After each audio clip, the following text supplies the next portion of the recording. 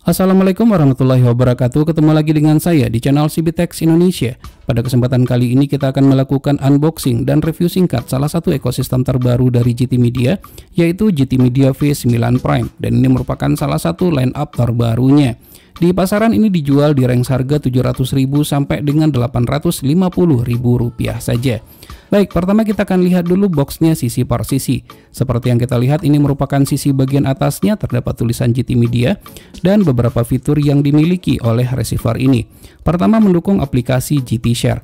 Aplikasi GT Share ini dapat kita download di Play Store, dapat diinstal di smartphone kita. Dengan menggunakan aplikasi ini dikoneksikan ke receiver ini tentunya, maka kita dapat menonton tayangan-tayangan pada receiver dengan menggunakan smartphone. Jadi tidak perlu dengan menggunakan layar televisi. Untuk resolusinya sudah mendukung Full HD, dapat juga digunakan untuk memutar YouTube, lalu juga sudah tersedia fitur PVR Ready. Dan receiver ini juga memiliki fitur multi-stream. GT Media V9 Prime merupakan salah satu alternatif bagi teman-teman yang sedang mencari receiver dengan fitur multi-stream tersebut. Selain itu juga terdapat slot untuk kartu tayang, di sini tertulis CA card. Lalu juga sudah terdapat built-in Wi-Fi-nya, tidak perlu lagi untuk membeli Wi-Fi dongle secara terpisah. Juga terdapat LAN port, di sini tertulis Ethernet. Juga terdapat port USB-nya. Kemudian juga mendukung untuk modem 4G, 3G dongle. Lalu pada sisi bagian yang lain, ini merupakan sisi sebelah kanannya, hanya terdapat ini saja ya. Lalu di sisi sebelah kirinya, nah di sini kita dapat menemukan bagaimana cara untuk menggunakan fitur infrared learning function yang dimiliki oleh receiver ini. Tata caranya ada di sini, tinggal diikuti saja, sangat mudah kok ya. Lalu pada sisi bagian yang lain, biasa saja, begitu juga pada sisi bagian samping atasnya. Untuk bagian bawah, di sini kita dapat menemukan bagaimana cara untuk menggunakan fitur aplikasi GT Share tersebut. Tinggal kita baca dan diikuti saja. Aplikasinya sekali lagi seperti yang saya katakan tadi, dapat di-download di Play Store. Nah baik, lalu apa saja yang kita dapatkan dalam paket penjualannya ini? Tanpa membuang waktu lagi, kita akan buka saja.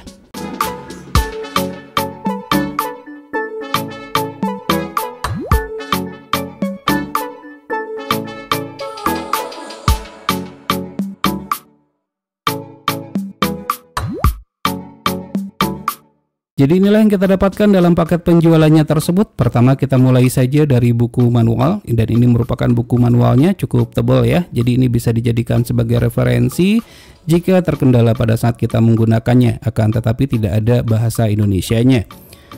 Kemudian disertakan juga dengan kartu garansi, namun sangat disayangkan sekali karena untuk klaimnya itu jauh, mahal di ongkos kirim, jadi sepertinya ini tidak akan berguna. Lalu kita juga mendapatkan sebuah adaptor. Untuk adaptornya sendiri spesifikasinya itu adalah 12 volt 1,5 ampere. Kalau seandainya ini rusak, sangat mudah sih ya untuk mencari penggantinya, banyak tersedia di pasaran. Juga disediakan kabel HDMI-nya, namun ini merupakan kabel HDMI dengan kualitas yang biasa saja, dapat teman-teman lihat di sini. Ada baiknya kalau seandainya ada budget diganti saja. Nah ini adalah remote control yang digunakan pada receiver ini. Jika kita lihat dari segi desain dan bentuknya, ini sangat mirip ya, atau sama seperti yang digunakan pada GT Media V7 Pro ataupun yang digunakan oleh GT Media GT Combo ya. Nah bisa dilihat desainnya adalah seperti ini, dan ini merupakan desain yang terbaik untuk produk GT Media menurut saya, tapi ini adalah masalah selera saja. Nah ini kalau kita genggam juga cukup enak ya. Untuk tombol-tombolnya sendiri juga sangat empuk sekali, sangat nyaman, terbuat dari karet sehingga dia tidak licin. Untuk sisi bagian belakang juga demikian. Kemudian di sini juga terdapat ya cara-cara untuk menggunakan fitur infrared learning function tersebut. Jadi tinggal diikuti saja. Untuk baterainya sendiri menggunakan 2 buah baterai AAA. Namun dalam paket penjualannya tidak disertakan ya. Dan ini juga terdapat lampu LED indikator kalau baterainya sudah kita pasang. Tombol manapun yang kita tekan atau kita pencet, maka lampunya akan menyala. Dan ini merupakan tombol-tombol kendali nantinya untuk televisi. Dan ini adalah receiver dari GT Media V9 Prime tersebut. Ukurannya sih sebenarnya tidak terlalu besar, kecil saja. Modelnya itu adalah petak, pada sisi bagian atasnya ini terdapat tulisan GT Media. Dan ini merupakan front panelnya. Pada front panel juga terdapat tulisan GT Player, lalu juga terdapat tulisan V9 Prime DVB S2X, dan ini menggambarkan untuk multi-stream. Untuk front panelnya ini cukup besar ya. Lalu pada sisi bagian kanan hanya terdapat tombol power, hanya tombol power saja. Tombol powernya juga cukup enak sih ya.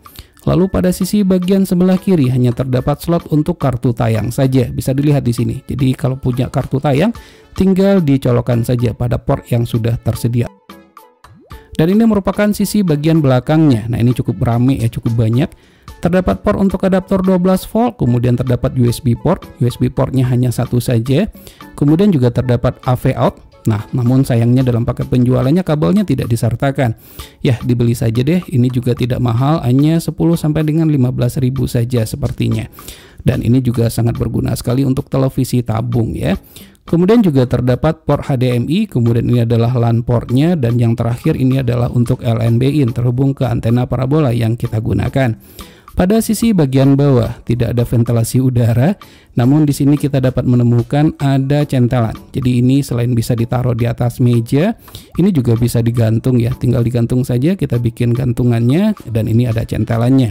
Untuk padnya, kaki-kakinya ini terbuat dari karet sehingga dia tidak menjadi licin.